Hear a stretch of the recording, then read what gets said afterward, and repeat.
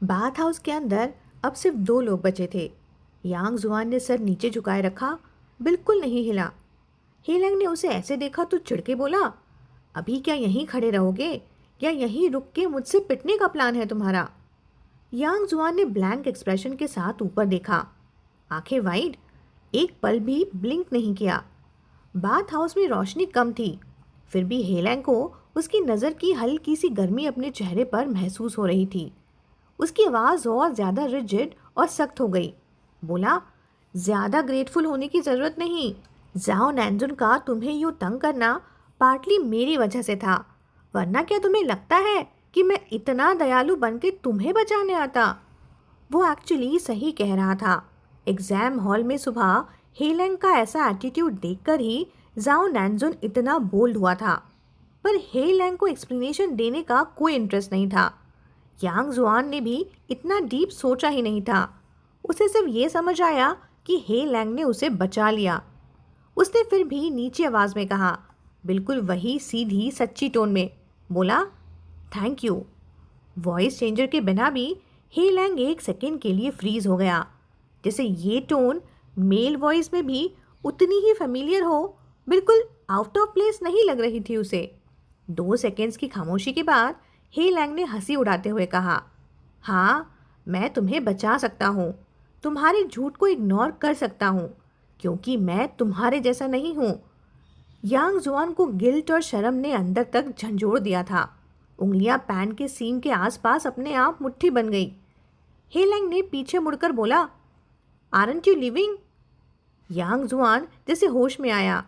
उसने तुरंत आगे बढ़कर उसके कपड़े का किनारा पकड़ लिया। हे लैंग तुरंत पलटा, आवाज़ इरिटेटेड थी। बोला, you don't fucking touch me. Yang Juan ने कपड़े पकड़े रखा, गहरी सांस ली। अंधेरे में उसके सामने खड़ी उस धुंधली सी फिगर को देखते हुए घबराहट और शर्म के साथ बोला, मैं वो मेरी कॉन्टैक्ट लेंसेज गिर गई हैं। हे लैंग को तब याद आया कि यांग जुआन एक्चुअली नियर साइटेड है। जितनी बार भी उसने पहले यांग जुआन को देखा था, उसने कभी ग्लासेस पहने हुए नहीं थे, इसलिए ये बात उसके दिमाग से निकल गई थी। यांग जुआन की बात सुनकर हेलैंग ने थोड़ा इरिटेटेड होते हुए फ़ोन का फ्लैशलाइट ऑन किया और रफ टोन में पूछा, गिरा कहाँ है? यांग जुआन ने लाइट फॉलो की, नीचे देखा। धुंधली रोशनी में सिर्फ उसे अपने जूतों के टिप्स ही दिख रहे थे। उसने धीरे से हेलैंग की शर्ट छोड़ी और सर हिला दिया कि रहने दो, ढूंढ भी लिया तो पहना नहीं जा सकता अब। हेलैंग ने फ्लैश लाइट बंद की और बिना कुछ कहे बाथ हाउस के एग्जिट की तरफ चल दिया। कुछ स्टेप्स चलने के बाद उसे रियलाइज़ हुआ कि पीछे कोई फुटस्टेप्स आ ही नहीं रहे। वो रुक गया, पलट कर देखा। अंधेरे में यांग जुआन अपना सर झुकाकर दीवार पकड़कर खड़ा था, हाथ से अपनी जेब टटोल रहा था। शायद फ़ोन निकालकर टॉर्च ऑन करने की कोशिश कर रहा था, पर तभी उसे याद आया कि जाओ नैंजुन ने उसका फ़ोन वापस दिया ही नहीं। फिर वो चुपचाप दीवार का सहारा लेकर आगे बढ़ने की कोशिश करने लगा। हे लैंग ने यह देखा तो वापस तेजी से उसके पास आया, रिफ्लेक्स में हाथ बढ़ाया जैसे उसे पकड़कर सपोर्ट देना चाहता हो, पर हाथ बीच हवा में ही रुक गया। 1 सेकेंड के लिए रुका, फिर थोड़ा गुस्से से अपना शर्ट का कोना वापस यांग जुआन के हाथ में थमा दिया और बोला, बाहर निकलते ही मेरा हाथ छोड़ देना, समझे? यांग जुआन ने हल्की सी आवाज़ में कहा, ओह। उसने कपड़े का कोना पकड़ लिया, पर ज़्यादा टाइट नहीं। फिर सोचा शायद आवाज़ बहुत हल्की थी, तो सीरियस होकर उसने सर भी हिला दिया। हेलैंग ने यह देखा और अंदर ही अंदर एक हल्का सा टॉन भरा स्कॉफ कर दिया, फिर बिना कुछ कहे आगे बढ़ गया। हेलैंग लंबा था, कदमों का फासला बड़ा बड़ा। यांग जुआन को उसके साथ चलने के लिए अपनी स्पीड तेज़ करनी पड़ रही थी। दोनों के फुटस्टेप्स बिल्कुल मिसमैच लग रहे थे। कुछ ही पल बाद हेलैंग को सडनली एहसास हुआ कि वो ज़्यादा फास्ट चल रहा है, तो उसने अचानक स्पीड स्लो कर दी। पर यांग जुआन को ये सडन चेंज एक्सपेक्ट नहीं था। वो संभल ही नहीं पाया और डायरेक्ट उसका चेहरा सीधा जाके हेलैंग के नेक से टकरा गया। उसकी गर्म सांस जैसे ही हेलैंग के गर्दन पर लगी, हेलैंग का पूरा बदन 1 सेकेंड के लिए फ्रीज हो गया। तुरंत उसने उसे हल्का सा पुश कर दिया मुड़कर देखा और धीमी सख्त आवाज में बोला, दूर रहो मुझसे। यांग जुआन का हाथ जो उसके कपड़े को पकड़े हुए था झटके से छूट गया। उसने थके हुए टोन में सॉरी बोला और कहा, सॉरी, मैंने जानबूझकर नहीं किया। दोनों तब तक दरवाजे के पास पहुंच चुके थे। बाहर से हल्की सी रोशनी आ रही थी। हेलैंग ने उससे नज़र मिलाए बिना पूछा, अब दिख रहा है ठीक से? यांग जुआन दरवाजे के अंदर खड़ा था। उसने ओबीडियंटली सर हिला दिया कि हाँ, अब दिख रहा है। तो फिर खुद बाहर आ जाओ, हेलैंग ने थोड़ा ज़्यादा ही स्ट्रिक्ट टोन में कहा। मैंने इतना दूर तक ला दिया, यही काफ़ी है। मैं जितना हेल्प कर सकता था मैंने कर दिया। बातें चल ही रही थी कि यांग जुआन ने खुद ही आगे एक कदम बढ़ा दिया। उसका चेहरा नॉर्मल था, बॉडी रिलैक्स सी लग रही थी और उसने सीधा दरवाजे की तरफ कदम रखा और अगले ही सेकेंड उसका जूते का आगे का हिस्सा आगे गिरे पत्थर से टकरा गया, बैलेंस गया और वो सीधा मुंह के बल गिरने वाला था। बिल्कुल लास्ट मोमेंट पर हेलैंग ने आगे बढ़कर रिफ्लेक्स में उसे कॉलर से पकड़कर खींच लिया। बिल्कुल कांटेक्ट अवॉइड करते हुए सिर्फ कॉलर के सहारे से उसे सीधा खड़ा किया और चिढ़कर बोला, तुम्हारी नज़र कितनी खराब है, 500 डिग्री या सीधा 1000? यांग जुआन ने एम्बैरेस्ड होते हुए अपनी कॉलर सीधी की और धीमी सी आवाज़ में बोला, 500। वो सच में शर्मिंदा था। जाओ नैनजुन उसे खींच कर लाया था, इसलिए उसे पहले पता ही नहीं चला कि बाथ हाउस के दरवाजे के पास छोटे छोटे पत्थर भी थे। थोड़ी देर अंदर ही अंदर जूझने के बाद हेलैंग ने आखिर डिसाइड किया कि वो यांग जुआन को ऐसे अकेले छोड़कर नहीं जाएगा। उसने दोबारा हाथ आगे बढ़ाया और बिना किसी इमोशन के सीधा उसके कॉलर को पकड़ लिया, बिल्कुल वैसे ही जैसे पहले किया था, और उसे आगे की तरफ ले जाने लगा। यांग जुआन ने जो अभी अपनी कॉलर सीधी की थी वो फिर से हेलैंग की ग्रिप से पूरी क्रम्पल हो गई। उसने चुपचाप मुंह खोला, कुछ कहना चाहा, पर एंड में कुछ बोला ही नहीं। हेलैंग का ओरिजिनल प्लान सिर्फ इतना था कि वो उसे स्ट्रीट लाइट्स तक छोड़ दे, लेकिन प्रॉब्लम ये थी कि दोनों स्ट्रीट लाइट्स के बीच का डिस्टेंस काफ़ी ज़्यादा था। ऊपर से यांग जुआन बिल्कुल साइलेंटली उसके साथ चल रहा था, बिल्कुल एक साइलेंट एसेसरी की तरह। कब दोनों इतना दूर चल आए ये बात हेलैंग को तब समझ आई जब वो सीधा डॉर्मेट्री एरिया के पास पहुंच चुके थे। थर्ड कैंटीन के पास 2 हॉस्टल एरियाज थे, लेफ्ट साइड अंडर ग्रेजुएट्स का और राइट साइड ग्रेजुएट स्टूडेंट्स और एक्सचेंज स्टूडेंट्स का। दोनों के मेन गेट्स काफ़ी दूर थे, पर बैक गेट्स एकदम पास पास, सिर्फ एक पतली सी गली से अलग हो रहे थे। यांग जुआन का हॉस्टल बिल्डिंग बिल्कुल बैक गेट के पास ही था। अगर कोई उस गली से गुजरे तो सीधा बालकनी के अंदर तक दिख जाता था। बैक गेट के पास आकर हेलैंग ने फाइनली उसका हाथ छोड़ा और इम्पेशेंट टोन में बोला, बस यहाँ तक ठीक है? यांग जुआन ने सिंसियरली बोला, थैंक यू। हेलैंग बिना कुछ बोले उल्टा डायरेक्शन पकड़कर जाने लगा। यांग जुआन एक सेकंड के लिए स्टन हो गया, फिर अचानक हाथ बढ़ाकर उसे रोक लिया। हेलैंग ने तुरंत उसके हाथ को अवॉइड किया, पलटा और इरिटेटेड एक्सप्रेशन के साथ बोला, अब क्या है?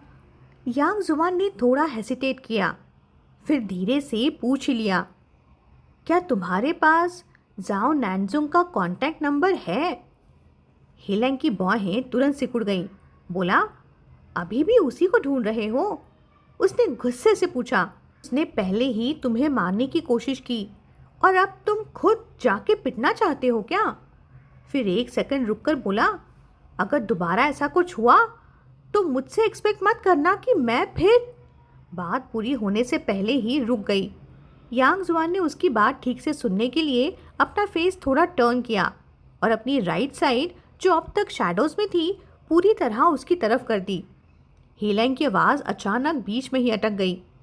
बाथ हाउस से हॉस्टल तक के रास्ते में या तो लाइट कम थी या दोनों का एंगल गलत था, या शायद हेलैंग खुद जानबूझकर अवॉइड कर रहा था, पर उसने यांग जुआन का राइट चीक ढंग से देखा ही नहीं था। पर अब वो पहली बार ठीक से देख पा रहा था। यांग जुआन के राइट चीक पर चीक बोन के पास हल्की सी लाल सूजन थी। हेलैंग एक सेकंड के लिए फ्रीज हो गया। अगले ही पल बिना सोचे समझे उसने आगे बढ़कर यांग जुआन की चिन पकड़ी और उसका चेहरा थोड़ा रफ तरीके से अपनी तरफ घुमा दिया। गुस्से से भरी आवाज में पूछा, क्या उसने मारा तुम्हें? यांग जुआन भी एकदम शॉक सा हो गया। इंस्टेंट में बोल दिया कि नहीं, उसने मुझे नहीं मारा। तो फिर ये क्या है? हे लैंग ने हाथ छोड़ा और थोड़ा पीछे हट गया, उसके चेहरे को ध्यान से देखते हुए। आवाज अभी भी गुस्से से भरी हुई। यांग जुआन ने धीरे से आंखें झपकाई, फिर हाथ उठाकर अपने गाल को छुआ। उसकी उंगली लगते ही हल्का सा दर्द महसूस हुआ। वो दोबारा अपने गाल को छूने की हिम्मत भी नहीं कर पाया। थोड़ा कंफ्यूज टोन में बोला, शायद तब लग गया होगा जब मेरा फेस दीवार से टकराया था और उसी टाइम मेरा कॉन्टैक्ट लेंसेज भी गिर गया होगा। बोलते वक्त उसका चेहरा बिल्कुल इनोसेंट लग रहा था, जिसे सच में उसे कुछ समझ ही नहीं आ रहा हो। पर हे लैंग की नज़रें उस पर इतनी शार्प थी जैसे किसी भी सेकंड उसका झूठ पकड़ लेगी। तुम्हें इतनी देर तक कुछ फील भी नहीं हुआ क्या? हे लैंग ने थोड़ा स्केप्टिकल टोन में पूछा। यांग जुआन ने 2 सेकंड सोचा, फिर अपनी साफ मासूम आंखें से उसकी तरफ देखकर बड़े शराफत से बोला, शायद नहीं हुआ। हे लैंग बस उसे ब्लैंक फेस के साथ देखता रहा। उसका ये सीधा साधा बनने वाला स्टाइल किसी को भी पिघला सकता था। अगर फोर्ड ब्रदर यहाँ होता तो बिना सोचे उस पर यकीन कर लेता, पर हे लैंग वो बिल्कुल नहीं पिघलने वाला था, कम से कम अभी के लिए तो। ना उसके चेहरे पर कोई सॉफ्ट इमोशन आया, ना ही उसने इस इंजरी का टॉपिक आगे बढ़ाया, बल्कि सीधा सब्जेक्ट चेंज करते हुए बड़े कोल्ड अंदाज में उसने पूछा, तुम्हें नाओ जैनजुन का कांटेक्ट क्यों चाहिए? यांग जुआन को अपने गाल की ज़्यादा परवाह थी भी नहीं, उसे बस अपना फ़ोन वापस चाहिए था। उसने सीधा सा जवाब देते हुए बोला, उसने मेरा फ़ोन ले लिया था। हे लैंग ने बिना ज़्यादा बात किए जाओ नैनजुन को कॉल लगाया और स्पीकर पर ही उससे बोला कि कोई बंदे को भेजकर यांग जुआन का फ़ोन वापस करे। जैसे ही जाओ नैनजुन ने हाँ बोला, हे लैंग ने कॉल तुरंत कट कर दी।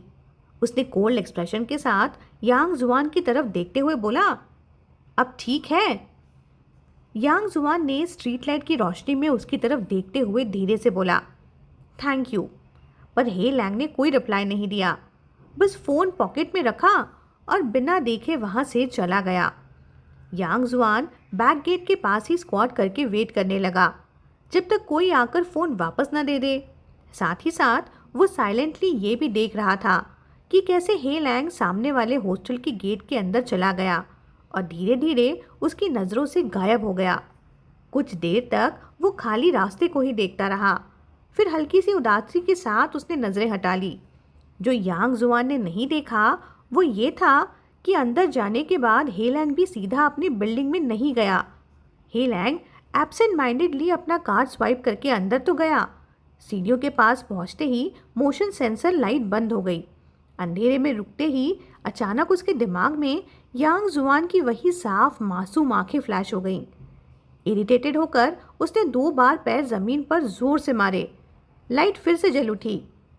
बकवास, उसने मन ही मन खुद को कोसा और नॉर्मल फेस बनाकर ऊपर चढ़ने लगा। पर कुछ ही फ्लोर चढ़ने के बाद वो रुक गया और फिर से फ़ोन निकाल लिया, चाहे जितना भी वो गुस्सा हो।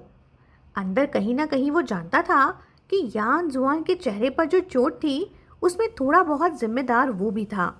इस बात को वो पूरी तरह से इग्नोर नहीं कर पा रहा था। आधे घंटे बाद आखिरकार यांग जुआन को उसका फ़ोन मिल गया। जाओ नैनजुन खुद नहीं आया, बल्कि वो लड़का आया जिसने दोपहर को कैफेटेरिया में उसे जानबूझकर धक्का दिया था। पर इस बार उसका एटीट्यूड पूरा बदला हुआ था। उसने ना सिर्फ फ़ोन वापस दिया बल्कि आइस वाटर और ऑइंटमेंट भी दिया और कैफेटेरिया वाले बिहेवियर के लिए जेन्युइनली माफ़ी भी मांगी। यांग जुआन सरप्राइज भी था और अंदर से थोड़ा नाराज़ भी, पर आखिर में उसने बिना कुछ बोले सब एक्सेप्ट कर लिया। रूम वापस आके उसने टेकआउट ऑर्डर किया। फूड डिलीवरी ऐप खोला तो होम पेज पर वही केक शॉप दिख गया जहाँ से हे लैंग ने उसके लिए मूस केक भेजे थे कुछ महीने पहले। उसका हाथ थोड़ा रुक गया। पुरानी यादें एक साथ वापस आ गईं। थोड़ा हेसिटेट किया पर शॉप पर क्लिक कर दिया। दिल बोला, आज रात उसने मेरी हेल्प की है, शायद एक छोटा सा थैंक यू गिफ्ट भेज दूं क्या? पर ऑर्डर करते करते रुक गया। दिमाग ने तुरंत टोक दिया कि अभी हेलैंग उससे कितनी नफरत करता है। तो क्या सच में वो मेरा भेजा हुआ केक एक्सेप्ट करेगा? ऊपर से उसके पास एग्जैक्ट डॉम एड्रेस भी नहीं था। थोड़ी देर हेसिटेशन के बाद उसने केक भेजने का आइडिया ड्रॉप कर दिया। केक शॉप का पेज बंद करके अपना सिंपल डिनर ऑर्डर कर लिया। थोड़ी देर गाल पर आइस लगाई, फिर बालकनी से कपड़े उतारने चला गया। जैसे ही बालकनी का डोर खोला, उसकी नज़र सीधा सामने वाली बिल्डिंग पर गई। वहाँ आज लाइट्स ऑन थी। वो बिल्डिंग महीनों से खाली पड़ी थी क्योंकि वहाँ के सीनियर्स पास आउट हो चुके थे। तो क्यूरोसिटी में उसने थोड़ा और ध्यान से देखा। बालकनी के उस पार के रूम का डोर खुला हुआ था। अंदर लड़के इधर उधर चल रहे थे। यांग जुआन थोड़ा रुक कर देखने लगा। तभी सामने वाली बालकनी का बाथरूम का डोर खुला और एक लड़का बिना शर्ट के बाहर निकला, शायद अभी अभी नहाकर। अगले ही सेकेंड वो सीधा यांग जुआन की बालकनी की तरफ देखने लगा। दोनों की नज़रें एकदम से मिल गईं। यांग जुआन बिल्कुल फ्रीज हो गया। सामने वाला लड़का एक सेकेंड भी नहीं रुका, अंदर गया और जोर से बालकनी का डोर बंद कर दिया। बैंग! यांग जुआन का चेहरा तुरंत लाल पड़ गया। उसने जल्दी जल्दी अपने कपड़े समेटे और रूम में वापस चला गया। पर अंदर घुसते ही उसके दिमाग में एक आइडिया आया। वो तुरंत नीचे भागकर गया, सामने वाली बिल्डिंग का डॉर्मेट्री नंबर कंफर्म किया, फिर हाफता कांपता वापस अंदर आ गया। रूम में घुसते ही उसने फिर से फूड डिलीवरी ऐप खोला और बिना कुछ ज़्यादा सोचे हेलैंग के लिए एक ब्राउनी केक ऑर्डर कर दिया। ऑर्डर प्लेस करने के बाद वो अपनी डेस्क पर झुककर बैठ गया। फ़ोन पर डिलीवरी ड्राइवर की लोकेशन लगातार ट्रैक करता रहा। थोड़ी देर बाद उसका अपना डिनर भी आ गया, तो वो नीचे जाकर ले आया। उसने आधा खाना ही खाया था कि मैप पर दिखा कि डिलीवरी ड्राइवर स्कूल कैंपस के अंदर आ चुका है। उसने तुरंत स्पून नीचे रखा, कुर्सी से उठकर सीधा बालकनी की तरफ भागा और सामने वाली बिल्डिंग की तरफ देखने लगा। सामने वाले डॉर्म की बालकनी पर एक लड़का कपड़े सुखाने में बिजी था और इस वजह से अंदर का डोर खुला हुआ था। उस खुले हुए डोर के थ्रू यांग जुआन को क्लियरली दिख रहा था कि हेलैंग अपनी डेस्क पर बैठा था, शायद कोई गेम खेल रहा था। 2 मिनट बाद हेलैंग का फ़ोन बजा। उसने कॉल उठाया, फिर खड़ा हुआ और रूम के बाहर चला गया। यांग जुआन समझ गया कि ज़रूर मेरा केक लेने जा रहा होगा। एक्साइटमेंट में वो बालकनी के रेलिंग पर झुक कर देखने लगा। तभी सामने वाली बालकनी वाला लड़का रुक गया। उसे कुछ अजीब सा फील हुआ और इंस्टेंट में उसने यांग जुआन की तरफ देख लिया। यांग जुआन का दिल एकदम जोर से धड़क उठा। पैनिक में उसने तुरंत मुड़कर बालकनी की लाइट बंद की और धीरे से अंदर चला गया। थैंकफुली वो लड़का ज़्यादा सस्पिशियस नहीं हुआ और कपड़े सुखाकर अंदर चला गया, पर शायद वो बालकनी का डोर बंद करना भूल गया। मौका देखकर यांग जुआन अंधेरे में ही दोबारा बालकनी पर गया और चुपके से देखने लगा और कुछ ही देर में हेलैंग उसे वापस रूम में आता दिख गया। पर इतनी दूर से समझ नहीं आ रहा था कि उसके हाथ में केक था या नहीं। एंग्जाइटी बढ़ती जा रही थी। थोड़ी देर सोचने के बाद उसके दिमाग में एक और आइडिया आया। उसने तुरंत फ़ोन उठाया और जाओ लैन को कॉल किया। पूछा, जो बाइनोकुलर्स तूने लास्ट टाइम कॉन्सर्ट के लिए लाए थे कहाँ रखे हैं? जाओ लैन बिल्कुल कंफ्यूज्ड हो गया। उसने पूछा, बाइनोकुलर्स? अब तू उनका क्या करेगा? अरे बस बता देना, यांग जुआन ने जल्दी में बोला। बुक शेल्फ पर होंगे, देख ले। कॉल कट होते ही यांग जुआन ने बुक शेल्फ से बाइनोकुलर्स निकाले, बालकनी पर वापस भागा और रेलिंग पर रखकर सामने देखना शुरू किया। इस बार सब बिल्कुल क्लियर दिख रहा था। हेलैंग के हाथ में सच में वही छोटा सा केक था जो उसने भेजा था। ये देखते ही यांग जुआन की आंखें चमक उठी। उसके होठों के कोने पर एक छोटा सा डिंपल बन गया। दिल के अंदर एक हल्की सी खुशी उठाई। उसने केक एक्सेप्ट कर लिया, पर अगले ही पल उसकी खुशी थोड़ी कम हो गई। हेलैंग ने केक खुद खाने की बजाय अपने रूममेट को पकड़ा दिया था। रूममेट ने भी बिना हेसिटेशन के केक ले लिया और टेबल पर बैठ गया और मज़े से खाना भी शुरू कर दिया। यांग जुआन थोड़ा रुक गया। उसकी स्माइल धीरे धीरे फेड हो गई, पर फिर उसने खुद को समझाया कम से कम उसने केक फेंका तो नहीं। ये भी तो एक अच्छी ही बात है ना। इसी सोच के साथ उसने बाइनोकुलर्स वापस रख दिए, अंदर आकर टेबल पर बैठ गया और चुपचाप अपना डिनर कंटिन्यू करने लगा। अगले 2 दिन तक भी उसके गाल की रेडनेस और सूजन पूरी तरह ठीक नहीं हुई थी, इसलिए वो हर जगह मास्क पहनकर ही निकलता रहा। इसी बीच स्कूल का नया स्विमिंग पूल भी पब्लिक के लिए ओपन हो गया था, जो जिम्नाशियम के पास ही था। एक्सपेरिमेंटल बिल्डिंग जाते वक्त यान जुआन को रोज़ वहाँ से गुजरना पड़ता था। एक शाम लैब से निकलकर जब वो वापस आ रहा था तो रास्ते में उसकी मुलाकात लियान जिंग से हो गई। ग्रेजुएशन के बाद लियान जिंग रेयरली ग्रुप चैट में एक्टिव रहती थी, इसीलिए यांग जुआन को पहले पता भी नहीं था कि वो भी यूनिवर्सिटी ए में मास्टर्स कर रही है। कुछ महीने पहले जब अचानक कैंपस में मुलाकात हुई थी तब पता चला कि एक और फीमेल क्लासमेट भी यहीं पढ़ रही है। उसके बाद से दोनों कभी कभी मिलते रहते थे, साथ खाना खाते थे।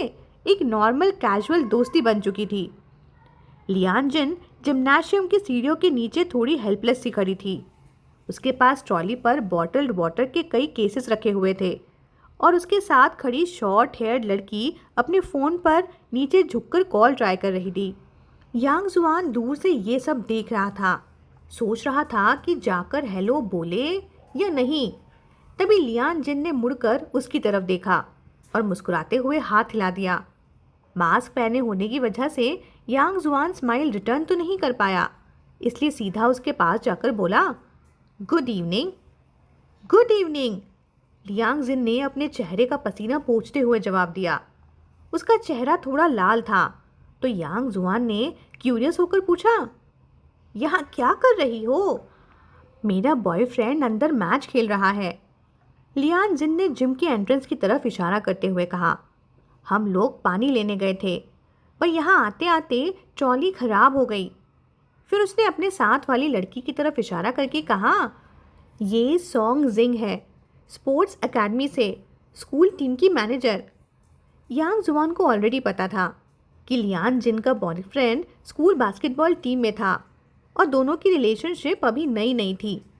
उसने सामने ऊंची सीढ़ियों को देखते हुए पूछा, क्या मैं हेल्प कर दूं? तभी शॉर्ट हेयर लड़की ने फ़ोन काट कर बोला, कोई कॉल पिक ही नहीं कर रहा। लियान जिन ने पानी के केसेस की तरफ देखकर थोड़ा ऑकवर्डली पूछा, तुम फ्री हो अभी? हेल्प कर पाओगे? यांग जुआन ने बिना सोचे हाँ बोल दिया, फिर झुककर एक वाटर केस उठा लिया। वो झुककर एक वाटर केस उठाने लगा और जैसे ही उठाकर सीधा हुआ उसने देखा कि स्पोर्ट्स एकेडमी वाली लड़की ने भी बड़ी आसानी से दूसरा केस उठा लिया था। यांग जुआन थोड़ा सरप्राइज हो गया। तब जाके उसने ध्यान दिया कि वो लड़की हाइट में लगभग उसके बराबर ही थी। उसकी नज़र पकड़कर सॉन्ग जिंग मुस्कुरा दी, बोली, मैं उठा सकती हूँ, बस सीनियर सिस्टर नहीं उठा पा रही थी। यांग जुआन ने बिना कुछ बोले अपनी नज़र हटा ली, पानी का केस पकड़कर सीढ़ियाँ चढ़ने लगा। पर सच ये था कि वो कभी एथलेटिक टाइप का था ही नहीं। जैसे तैसे करके जब वो जिम के एंट्रेंस तक पहुंचा, उसका हाथ ऑलरेडी दुखने लग गए थे। दरवाजे पर रुककर उसने पलटकर देखा तो देखा कि सॉन्ग जिंग बिना किसी टेंशन के केस लेकर सीधा ऊपर आ गई थी। वो उसके पास से तेज़ कदमों से गुजरती हुई बोली, अगर मुश्किल लग रहा हो तो यहीं रख दो, मैं बाद में आकर ले जाऊंगी। ये सुनकर यांग जुआन थोड़ा एम्बैरस फील करने लगा। मास्क के पीछे उसका चेहरा हल्का सा लाल हो गया, पर वो इतना इजीली गिव अप करने वाला भी नहीं था। चुपचाप पानी का केस लेकर अंदर उसके पीछे पीछे जिम में चला गया। अंदर घुसते ही उस कोर्ट पर एक 3 वर्सेस 3 बास्केटबॉल मैच चलता हुआ दिख गया। साइड में लगभग 1 दर्जन लोग बैठे हुए थे मैच देखते हुए। यांग जुआन ने वेटिंग एरिया तक जाकर केस नीचे रख दिया। जो पानी चाहिए वो ले लो, सॉन्ग जिन ने उसको सीजर्स देते हुए कहा, और बाकी का पानी लाने वो वापस चली गई। अक्टूबर का मौसम साउथ साइड में अभी भी काफ़ी गर्म था। पानी उठाने की वजह से यांग जुआन पहले ही हल्का पसीने में भीग चुका था और मास्क के अंदर उसका चेहरा और ज़्यादा गर्म हो रहा था। उसने बॉक्स का टेप काटा और पानी निकालने के लिए झुक गया। तभी अचानक कोर्ट पर खेल रुक गया। प्लेयर्स एक एक करके बाहर आने लगे। पसीने से तर, सांसें फूली हुई। अचानक उसके राइट साइड पर कोई आकर रुक गया, इतना पास कि रोशनी का एक बड़ा हिस्सा ब्लॉक हो गया। यांग जुआन ने इंस्टिंक्ट में ऊपर देखा और देखा कि एक लड़का उसके पास झुककर अपने मजबूत आर्म से बॉक्स से पानी निकाल रहा था। उसका ओवरसाइज जर्सी हल्का सा यांग जुआन के गर्दन के पीछे ब्रश हुआ। एक अजीब सी गुदगुदी सी फीलिंग हुई। साथ ही उसके इंटेंस वर्कआउट की वजह से एक हल्की सी पसीने की स्मेल भी आ रही थी। बैड स्मेल नहीं थी, पर फिर भी यांग जुआन थोड़ा सा सिकुड़ गया। इतनी नज़दीकी स्ट्रेंजर्स के साथ उसे आदत नहीं थी। वो इंस्टिंक्ट में थोड़ा दूर हटना चाहता था, पर तभी उसकी नज़र सामने झुके हुए चेहरे पर पड़ी। वही फेमिलियर जॉ लाइन, वही लिप्स, वही नोज़ और बिल्कुल वही एक्सप्रेशन। यांग जुआन वहीं का वहीं जम गया। एक सेकंड के लिए उसका दिमाग ब्लैंक हो गया और फिर अचानक उसका चेहरा लाल पड़ गया। उसने हल्की सी सांस ली, जिसे कंफर्म कर रहा हो कि ये सच है या सपना। हेलेन का हाथ अभी भी वाटर बॉटल के ऊपर ही था। बॉक्स के अंदर तक पूरा जा नहीं रहा था। उसे लगा यांग जुआन शायद बास्केटबॉल टीम का कोई सपोर्ट स्टाफ है, इसलिए थोड़ी हैवी और हॉर्स आवाज़ में वो बोला, एक बॉटल पानी दे दो। यांग जुआन एक झटके में होश में आया और बिना एक शब्द बोले अपने हाथ वाली बॉटल हेलैंग की तरफ बढ़ा दी। पूरा टाइम उसका सर नीचे ही रहा, शोल्डर्स थोड़े टेंस और आंखें बिल्कुल ऊपर उठाने की हिम्मत ही नहीं हुई। हेलैंग को बिल्कुल शक नहीं हुआ। उसने बॉटल ली, ढक्कन खोला और सीधा ऊपर देखकर पानी पीने लगा। तभी स्कूल टीम का एक मेंबर आया और उसको एक साफ टॉवल देने लगा। हेलैंग का हाथ फ्री नहीं था, तो यांग जुआन ने तुरंत खड़े होकर टॉवल पकड़ लिया। टीम मेंबर को लगा शायद ये हेलैंग का फ्रेंड है, इसीलिए उसने भी ज़्यादा ध्यान नहीं दिया। बॉक्स से पानी उठाया और चला गया। पानी पीने के बाद हेलैंग ने नज़र नीचे की और देखा एक मास्क पहने लड़का, बिल्कुल ओबिडियन टाइप, सर झुकाए हुए दोनों हाथों से टॉवल पकड़े हुए खड़ा है। सॉफ्ट से ब्लैक हेयर, सीधा साधा सिंपल सा लुक। हेलैंग थोड़ा सरप्राइज हो गया। उसने टॉवल लेते हुए कहा, थैंक्स। फिर कैजुअली टॉवल गर्दन के आसपास लपेटकर पसीना पोंछने लगा। उसके बाद उसको याद आया कि पहली वाली बोतल तो वो पी चुका है, तो दोबारा झुककर उसने दूसरी बोतल निकाली और यांग जुआन की तरफ बढ़ा दी।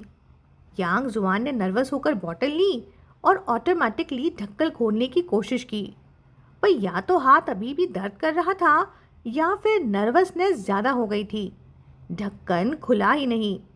वो पानी की बोतल को कुछ सेकंड्स तक ब्लैंक एक्सप्रेशन के साथ बस देखता रहा।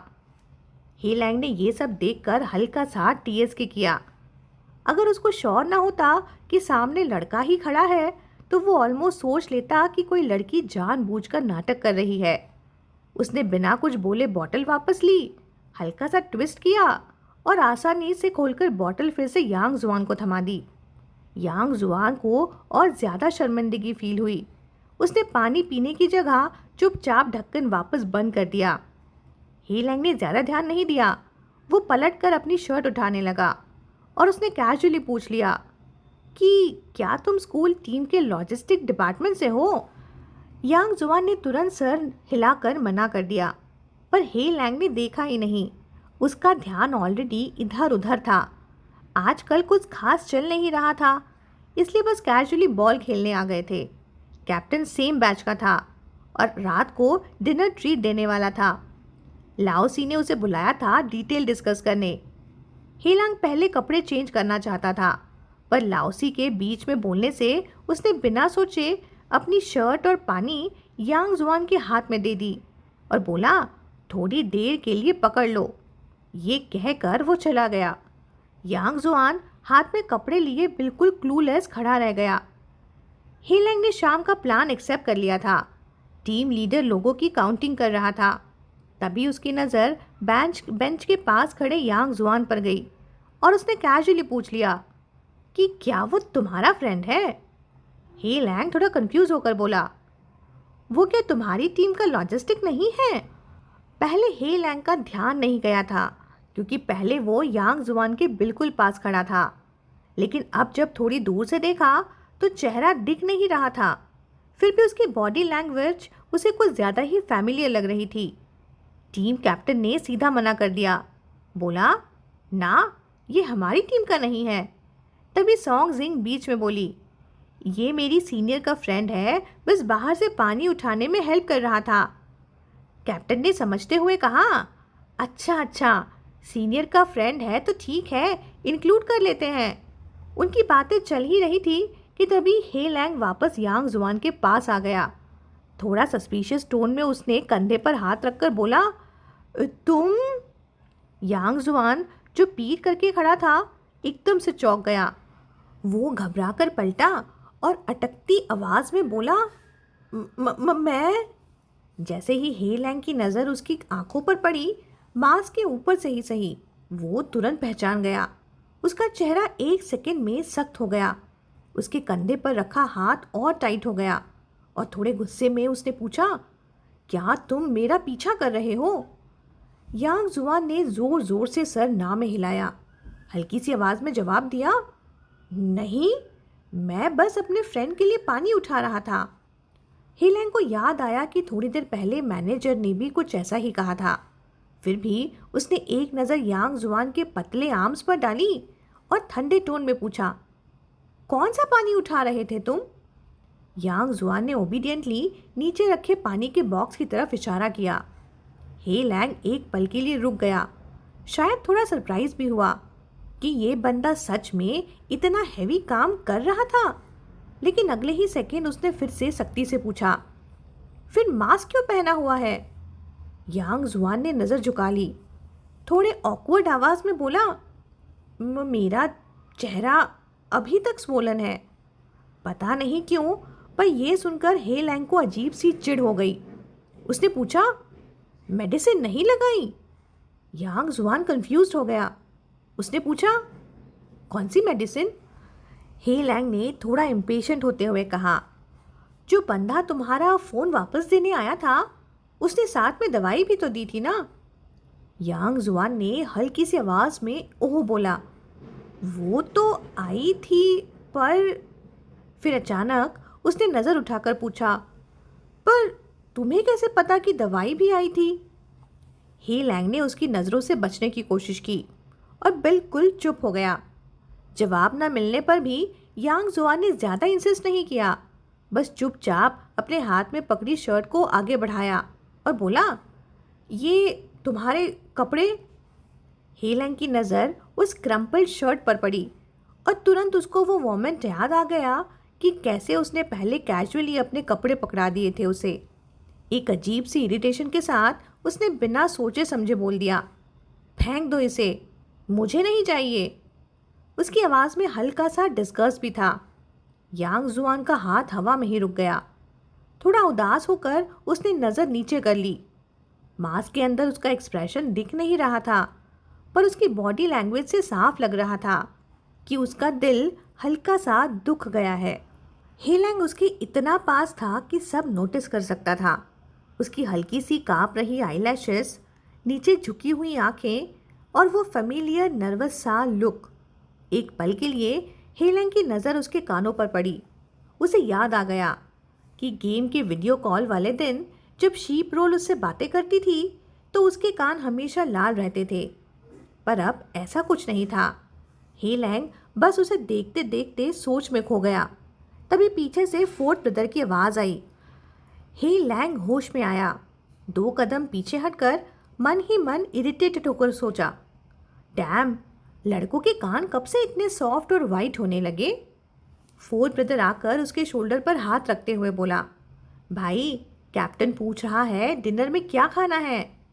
हे लैंग एब्सेंट माइंडेडली बोला, जो उनको सही लगे वही ऑर्डर कर दो ना। ओके ओके कहकर फोर्थ ब्रदर ने मैसेज आगे पास कर दिया, पर हे लैंग का ध्यान वहाँ था ही नहीं। जैसे किसी इनविजिबल फोर्स से उसने फिर से पीछे पलटकर यांग जुआन की तरफ देखा। वो अभी भी वहीं खड़ा था, हाथ में उसके कपड़े, मास्क के पीछे आधा छुपा हुआ चेहरा और पूरी बॉडी लैंग्वेज एकदम डिप्रेस सी। सब एक्टिंग है, हे लैंग ने खुद को समझाया, पर उसने चेहरे पर कोई रिएक्शन नहीं दिखाया। फोर्थ ब्रदर ने पूछा, तू कपड़े चेंज करेगा या नहीं? ना। हे लैंग ने मना कर दिया, पर बोलते बोलते उसकी नज़र तीसरी बार फिर से यांग जुआन पर चली गई। तो मैं भी नहीं करता, फोर्थ ब्रदर बोला। वैसे कैप्टन ने वीकेंड पे स्विमिंग का भी प्लान बनाया है, टाइम मिला तो चलेंगे, हे लैंग ने कहा, और चौथी बार बिना चाहे भी यांग जुआन की तरफ देख लिया।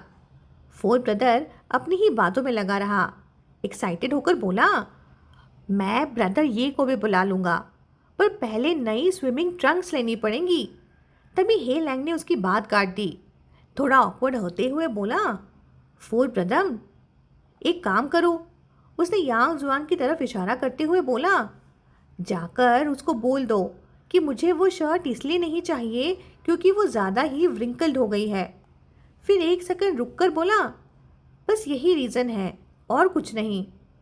फोर्थ ब्रदर दौड़ता हुआ यांग जुआन के पास गया और हे लैंग का मैसेज उस तक पहुंचा दिया।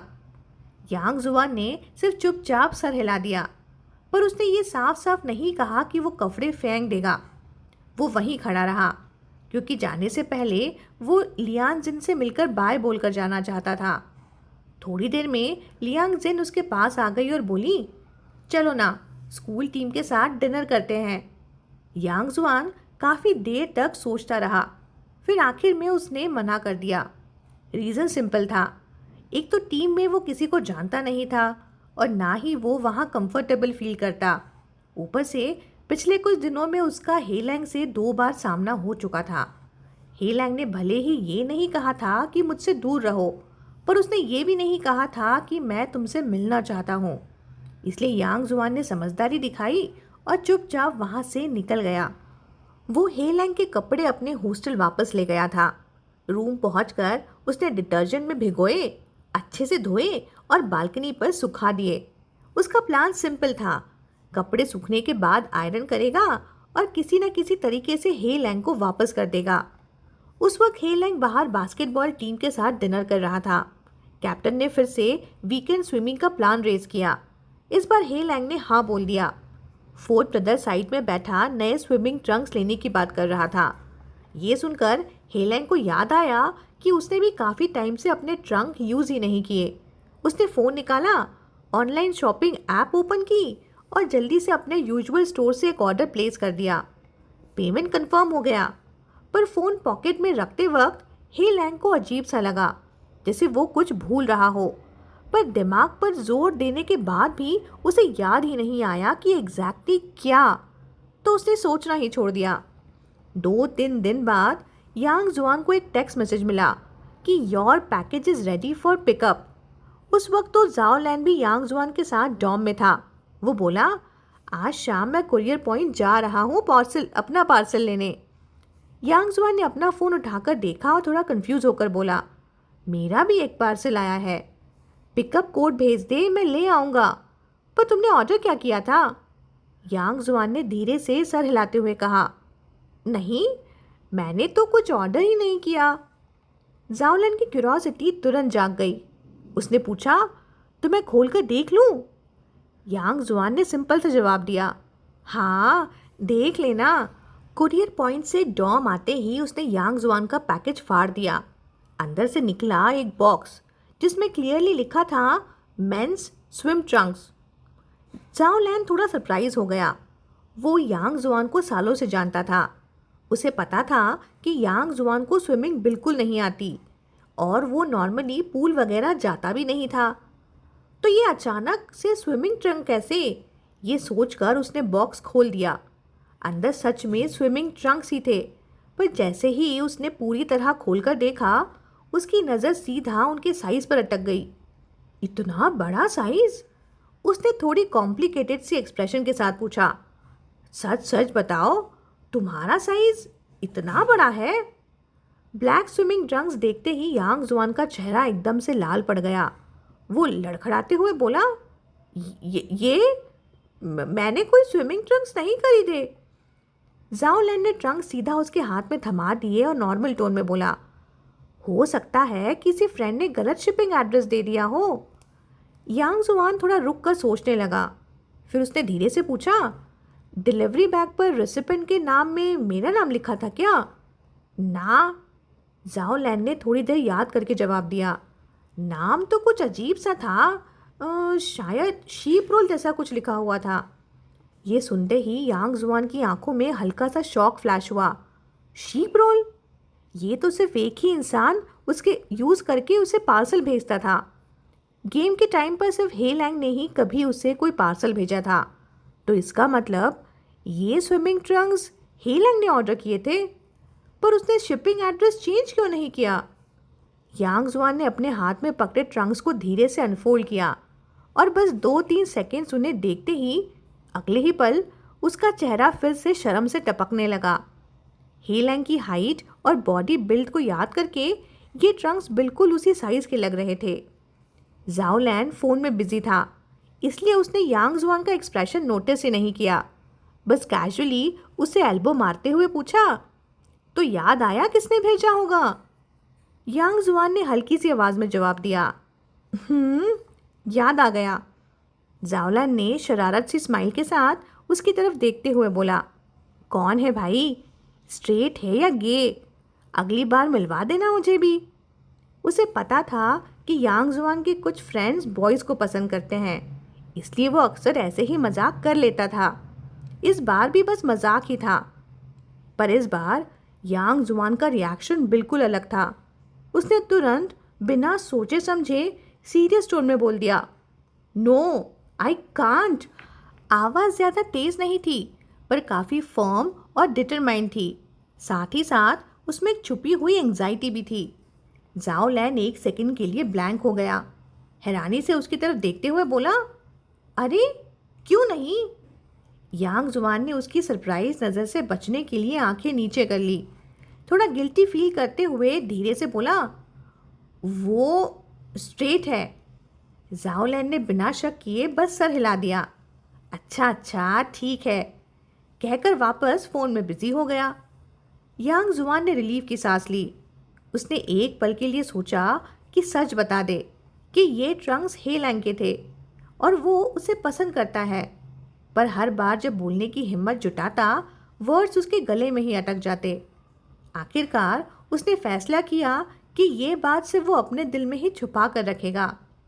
अब प्रॉब्लम ये थी कि उसके पास हे लैंग का कोई कांटेक्ट करने का तरीका ही नहीं था। इसलिए उसने सोचा कि कपड़े और ये स्विमिंग ट्रंक्स वो सीधा उसके डॉर्म जाकर वापस कर देगा। सैटरडे नाइट को वो सामने वाले डॉर्मेट्री एरिया गया, पर टाइमिंग बुरी निकली। ना हे लैंग रूम में था, ना उसका रूममेट।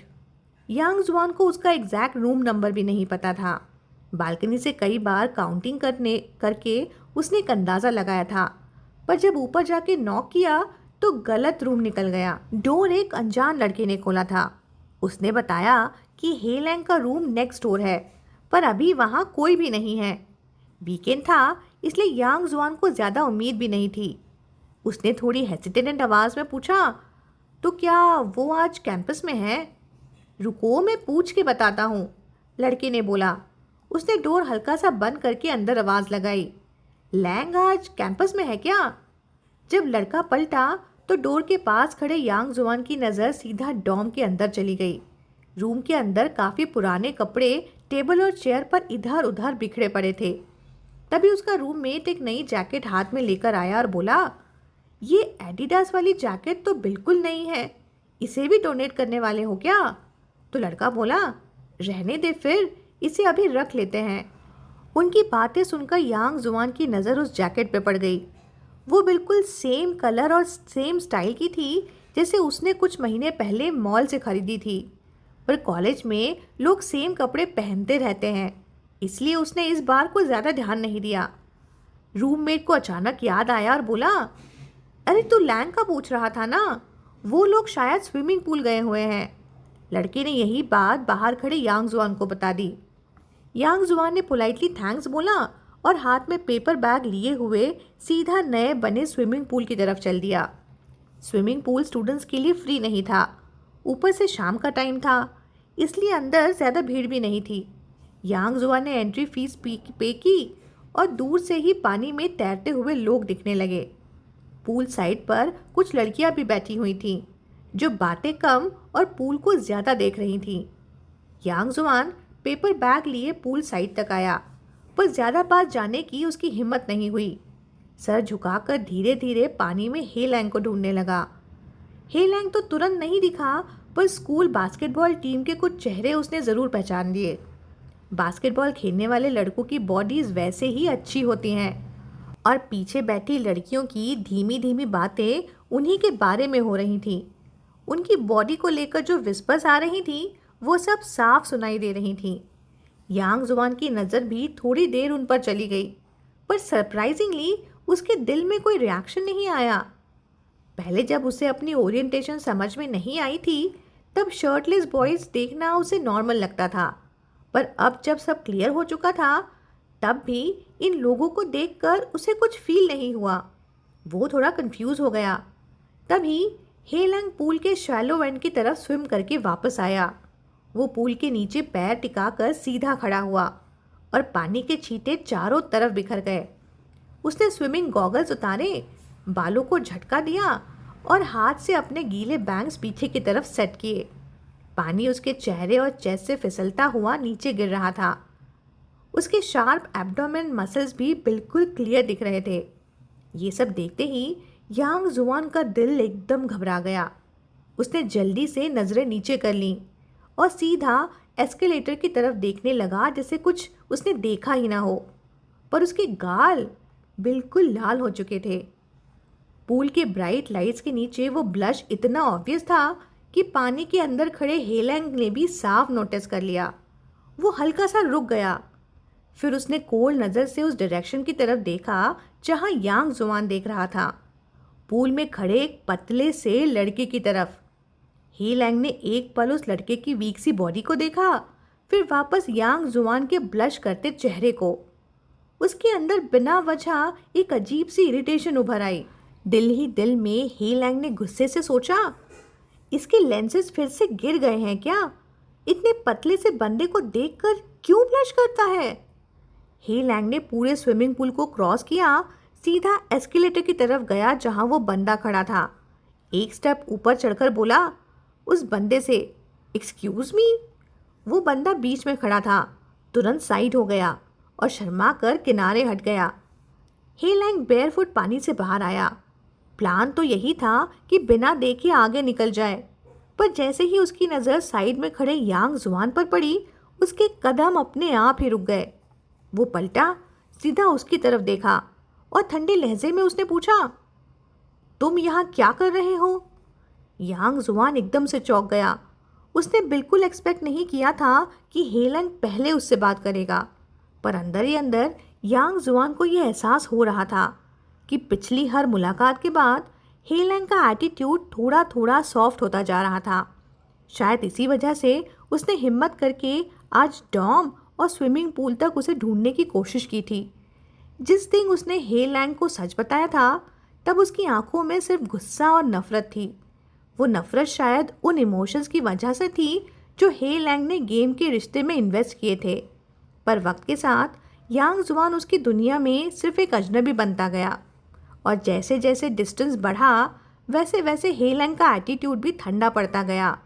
ना गुस्सा, ना नफरत, ना कोई फीलिंग। यांग जुआन जानता था स्ट्रेंजर्स बन जाने के बाद इंसानों के बीच के सारे कनेक्शंस धीरे धीरे मिट जाते हैं। शायद इसलिए हेलैंग ने उसके टूटे हुए वादों पर अब रिएक्ट करना ही बंद कर दिया था। यांग जुआन ने प्रॉमिस किया था कि वो कभी उसके सामने नहीं आएगा, पर जब उसे पता चला कि हेलैंग ओल्ड कैंपस शिफ्ट हो गया है और सीधा उसके सामने वाले डॉम बिल्डिंग में ही रहने लगा है, तो वो खुद को रोक ही नहीं पाया। उसे पता था गेम में धोखा देना गलत था, वादा तोड़ना गलत था, फिर भी वो रुक नहीं पा रहा था। एक्सपेरिमेंट्स के प्रॉब्लम सॉल्व हो जाते थे, पर ये दिल वाली प्रॉब्लम, इसका कोई सोल्यूशन उसे समझ ही नहीं आ रहा था। पर उसने अपने आप से एक लिमिट ज़रूर सेट कर ली थी कि नॉर्मल इंटरेक्शन के अलावा वो हेलैंग की लाइफ को डिस्टर्ब नहीं करेगा। जो नुकसान उसने किया था वो कभी वापस ठीक नहीं हो सकता था, इसलिए बस जितना हो सके बिना तंग किए थोड़ा सा अमेंड्स वो करना चाहता था। उसे पता था शायद ये सब सिर्फ उसकी विशफुल थिंकिंग है। चाहे हेलैंग पास्ट भूल भी जाए, फिर भी उसका वो नॉर्मल फ्रेंड बनना कभी नहीं चाहेगा। यांग जुआन खुद को एक छुपी हुई परछाई जैसा महसूस करता था, जो सिर्फ अंधेरे में छुप कर उसे देख सकती है, जिसे कभी कभी सीक्रेटली केक भेजना और बालकनी पर छुप कर देखना कि हे लैंग ने लिया या नहीं। लियान जिन के साथ डिनर का चांस मिला तो था, पर उसने छोड़ दिया। इसलिए आज भी वो इस चांस को मिस नहीं करना चाहता था कि थोड़ी देर के लिए हे लैंग से बस बात हो जाए। पर अभी हे लैंग उसके जवाब का वेट कर रहा था। यांग जुआन कुछ बोलता उससे पहले ही हे लैंग इम्पेशेंट हो गया और उसके साइड से निकल गया। स्कूल बास्केटबॉल की टीम के लोग रेस्ट एरिया में बैठकर बातें कर रहे थे। हे लैंग सीधा वहां गया, टेबल से एक मिनरल वाटर की बोतल उठाई।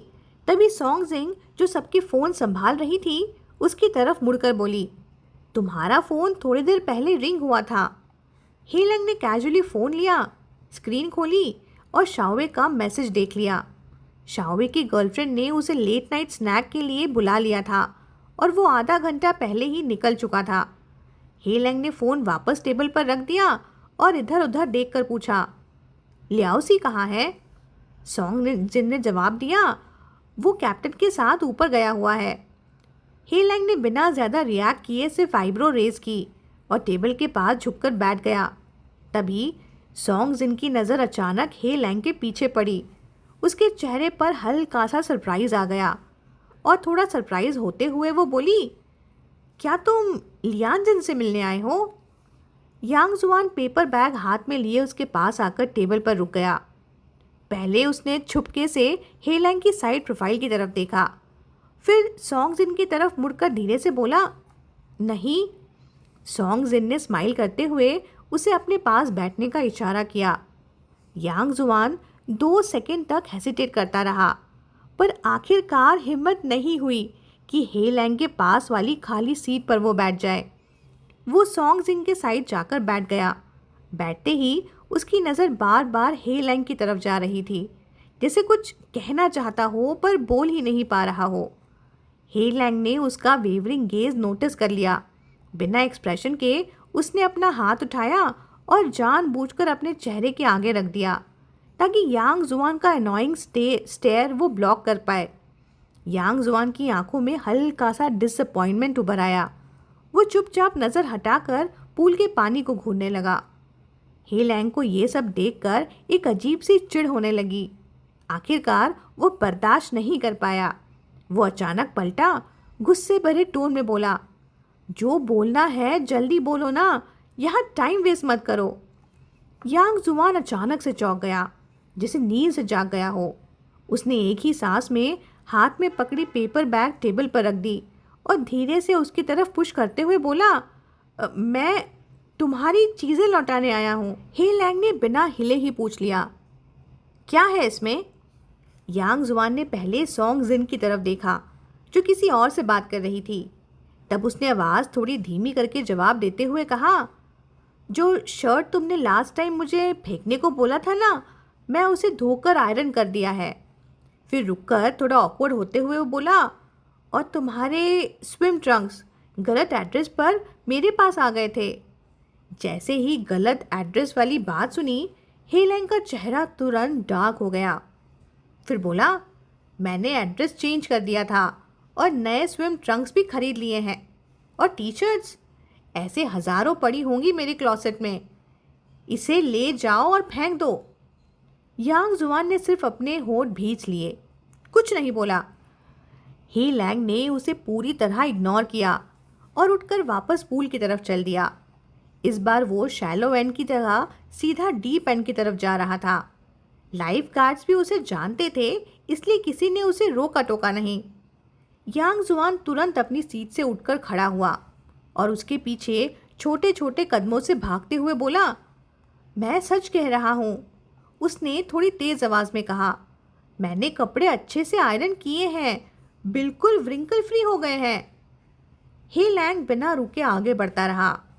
यांग जुआन ने और ज़ोर से बोला, मैंने उन्हें क्लीन पैकेजिंग बैग में भी रखा है। हे लैंग का पेस और फास्ट हो गया। उसके आसपास इरिटेशन साफ महसूस हो रही थी। आखिर में यांग जुआन की आवाज़ धीमी पड़ गई। वो बोला, स्विम ट्रंक्स तो बिल्कुल नए हैं ना, क्या तुम उन्हें भी फेंक दोगे? बस यही लाइन सुनते ही हे लैंग रुक गया, चेहरा एकदम ग्रिम, और अगले ही सेकेंड यांग जुआन का कॉलर पकड़कर वो उसे सीधा वॉल के ब्लाइंड स्पॉट में खींच ले गया। थोड़ा झुककर मॉकिंग टोन में बोला, क्या मैं तुम्हें ऐसा इंसान लगता हूँ जिसके पास कपड़े या स्विम ट्रंक्स खरीदने के पैसे ना हो? यांग जुआन की नज़र अपने आप हे लैंग के व्रिस्ट पर पड़े महंगी वॉच पर चली गई। सच तो ये था कि पहली मुलाकात से ही उसे अंदाज़ा हो गया था कि हे लैंग का बैकग्राउंड उससे कहीं ज़्यादा रिच है। उसने चुपचाप नज़र हटा ली और धीरे से सर हिलाते हुए बोला, नहीं। हे लैंग की आवाज़ और शार्प हो गई। बोला, तो फिर तुम मेरे पीछे पीछे ये सब लौटाने के लिए क्यों भाग रहे हो? उसने थोड़ा और करीब झुककर तेज़ नज़रों से उसे देखते हुए बोला, सच सच बताओ, एग्जैक्टली चाहती क्या हो तुम? ये सवाल सुनते ही यांग जुआन का दिमाग जैसे ब्लैंक हो गया। उसके दिमाग में हज़ार एक्सक्यूजेस घूमने लगे, जैसे कि एड्रेस चेंज करना याद दिलाना चाहता था, स्विम ट्रंक्स पर्सनल आइटम है इसीलिए खुद देना सही लगा, कपड़े नए थे इसलिए वेस्ट नहीं करना चाहता था, किसी और के साथ भेजता तो शायद तुम फेंक देते। पर असली बात, वो वजह जो दिल के अंदर थी, उसे बोलने की हिम्मत ही नहीं थी। वो चुप रहा, बस अपने होंठ दबाए, नज़र झुकाए हे लैंग के सामने खड़ा रहा।